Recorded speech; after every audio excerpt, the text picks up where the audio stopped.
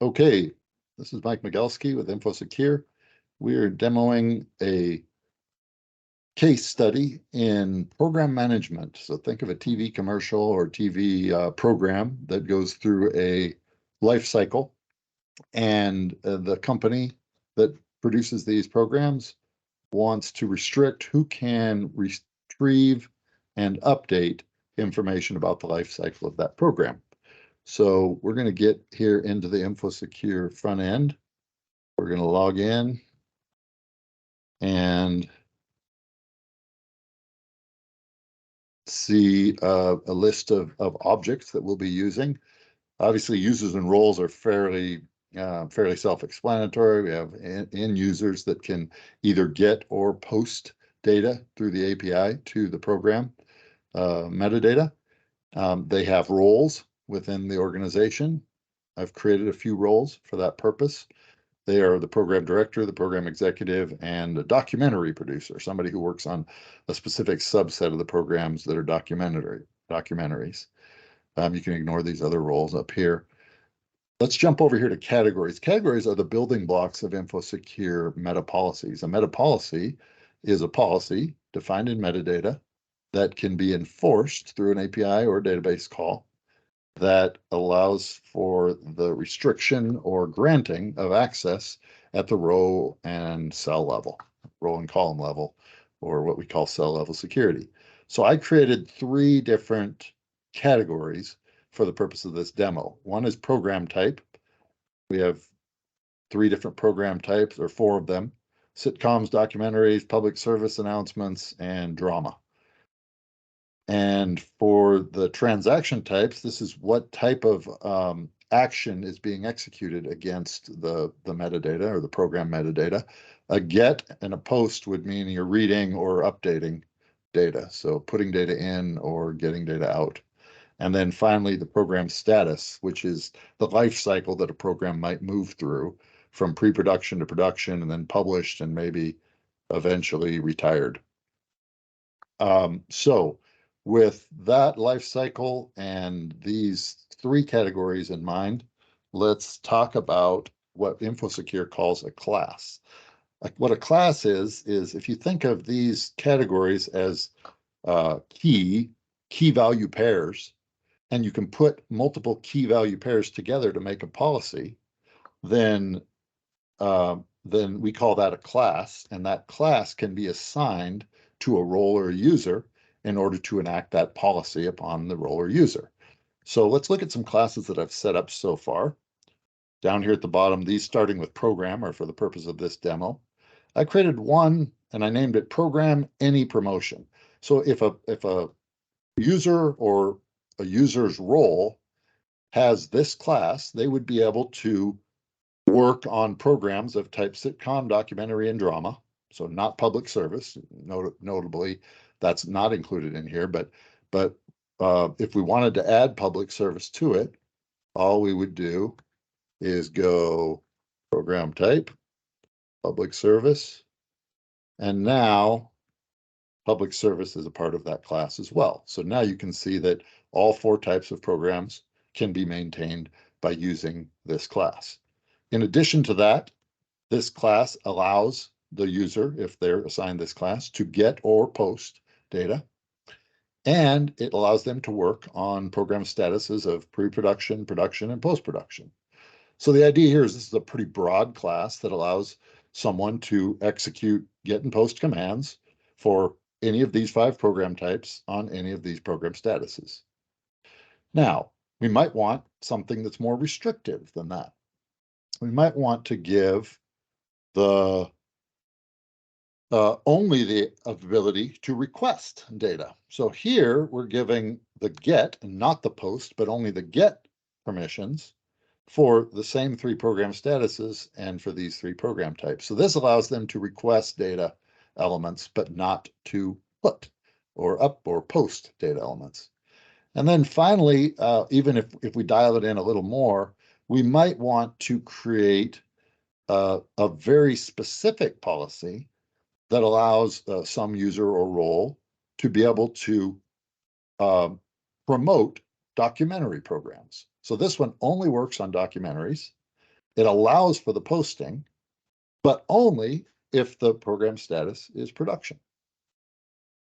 Now, you might want to add some program statuses to this. So maybe we say we want to allow this class to update values that are at the production status and also, I don't know, maybe at the post or at the publish status.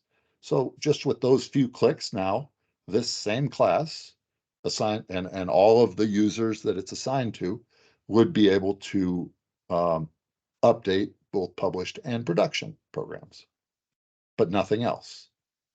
Now, I want to bring up what we call an exception scenario. Instead of listing all the program statuses that we do want them to have access to, we might create what we call an exception class. So we could create a new class, or in this case, for the purpose of the demo, I'm just going to copy the documentary promotion class, and I'm going to say, let's create an exception class. I'm just going to name it. And we're going to say that this class, by default, it keeps all the same class elements of the previous class. We're going to say that we want to not allow production updates, but instead of for those that are published, maybe we say once it goes to retired status, we don't want some role, some user or some role to ever be able to change it from that point. So here you have a class that says the documentary programs, when updating them or posting data about them and at the retired status, by default, the way it's written right here, it's going to allow that to happen. But we can flip that logic and say, make this an exception class. All we do is add the exception keyword to the class right here. And now the complete opposite of this class is in effect. And that's why I named it exception.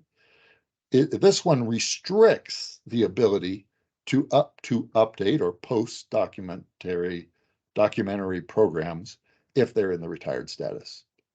So now we might go to a role, let's say the documentary producer, and let's add this policy that says the documentary producer is allowed to promote documentaries, but we never want him to update them once they go to retired status. So that's the exemption or exception class rather that we just added. So what this is going to do is allow him to promote them, but this is going to restrict him from accessing or updating them once they move to the retired status. Let's look at another role here. Let's look at the role of, let's say, program executive. Maybe program executive have pretty wide-ranging policies. So all we'd have to do, we can reuse these same classes. We can say any program, not just documentaries, but any program, that person is able to promote those. And so with just a few clicks now, we've given the program executive the ability to promote. And if we wanted to remind ourselves, what does this mean? It means that all 5 of these program types has get and post ability in the statuses for programs that are in the status of pre-production, production, and post-production. Note that since retired is not a program status that's included in this class, the program executive would not be able to update program statuses once they reach the retired state. So we essentially accomplish the same as that exception scenario by excluding it. infoSecur is a default deny, works on a default deny basis. And so that means until you grant somebody access to do something, they can't. Once you grant them access, that's when the exception scenarios come in, because you can grant an exception scenario which overrides access that they might have through some other realm. So we've created, just in review or in summary, we've created 3 roles. We've assigned the documentary producer some very restrictive capabilities. He can only promote documentary type objects. And once they hit the retired state, he can no longer change them. Whereas the role of executive has the ability for a pretty broad list of objects. He can promote about any type of program. He can get the data or review the data and also update the data for objects that are in the status of pre-production, production, or post-production. So that concludes our demo for today. Thank you very much.